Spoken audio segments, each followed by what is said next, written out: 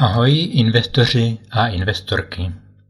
Jmenuji se Tomáš a zaměřuji se na investování do dividendových akcí. O investování se zajímám již od roku 2009, když jsem zakoupil svou první akci přes Fieldbrokera, a to akcie ČEZu. Získal jsem spoustu zkušeností a prozkoumal jsem různé druhy investic. Dospěl jsem k závěru, že nejvíce mi vyhovuje dividendové investování do akcí s metodou DGI, Dividend Growth Investing. Česky bychom to mohli přeložit jako investování do rostoucích dividend. Co to vlastně znamená v praxi? Na akciovém trhu najdete spoustu firem, které vyplácejí dividendu a na první pohled to vypadá jednoduše. Prostě si vyberete libovolnou dividendovou firmu, která se vám líbí podle jména a koupíte si ji. Jenomže tak snadné to není. Časem totiž zjistíte, že není dividenda jako dividenda. Některé firmy vyplácejí prakticky stejnou dividendu, některé vyplatí jednou víc, pak zase méně a jiné dokonce dividendu časem spíš snižují a nebo ji dokonce úplně zruší či přeruší na určitou dobu. Vzhledem k tomu, že dividendové firmy obvykle moc rychle nerostou, je vaším hlavním zhodnocením právě dividenda. No, a v případě snížení či zrušení dividendy se to navíc negativně dost projeví na poklesu ceny akcie. Takže z toho máte dvojitou debku. Tomuhle všemu se dá téměř vyhnout. Pokud budete investovat do poslední kategorie, a sice do firem, které vyplácejí dividendu dlouhodobě, ale navíc ji každý rok zvyšují. Firmy, které tak činí více jak 25 let, nazýváme dividendovými aristokraty. Pokud to firma dokáže déle jak 50 let v kuse, stává se dividendovým králem. 100% jistotu sice nemáte při investování nikdy. Nicméně, pokud si poskládáte portfolio z těchto firem, o dost zvýšíte svou šanci na dlouhodobý úspěch. Firma, která zvyšuje dividendu přes 50 let, přečkala nejednu krizi a hned tak něco jí nepoloží. A právě o tom je DGI, tedy investování do firem s rostoucích dividendou.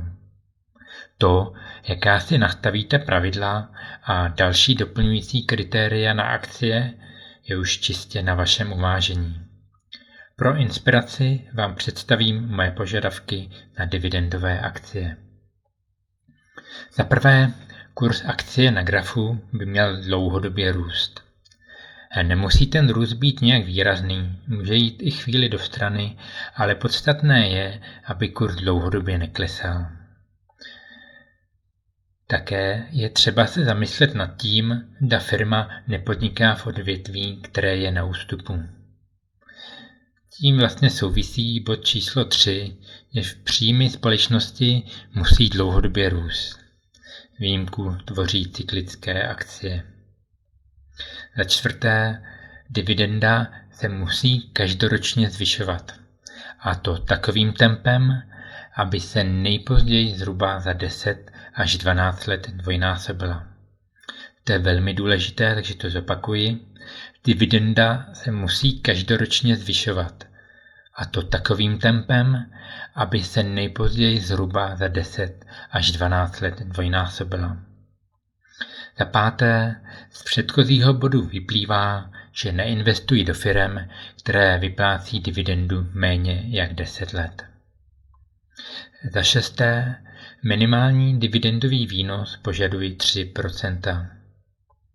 Za sedmé, výplatní poměr musí být bezpečný. Čím méně pod 100%, tím lepší. Za osmé, pokud snižují zadlužení, je to plus.